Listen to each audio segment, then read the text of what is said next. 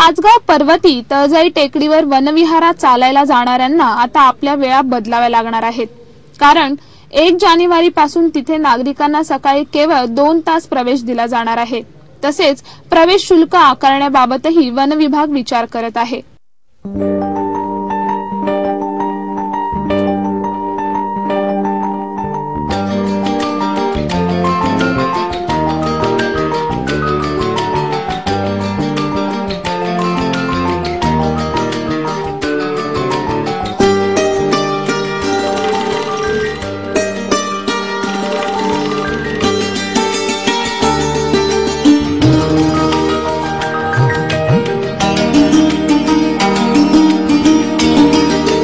पाचगाव पर्वती वनविहारात मोठ्या संख्येने लोक फिरायला आणि निसर्गाचा आस्वाद लुटण्यासाठी जातात।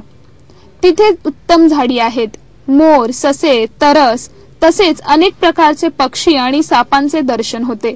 त्याचबरोबर तळ्यात सोडलेली बदके हे सुद्धा आकर्षण आहेत। सध्या सकाळी 5 ते 9 आणि सायंकाळी 5 ते 8 या काळात तिथे प्रवेश दिला जातो। आता मात्र या वेळांमध्ये बदल केला जाणार आहे। सकाळी केवळ 6 ते 8 या वेळातच तिथे जाता येणार आहे।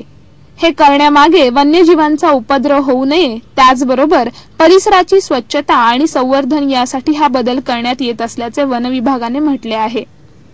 याचबरोबर आता या वनविहारातील सैर विनामूल्य उरणार नाही, त्यासाठी काही शुल्क आकारण्याची योजना आहे। याबाबत नागरिकांनी सहकार्य करावे आणि सूचना सुद्धा कराव्यात, असे आवाहनही वन विभागाने केले आहे।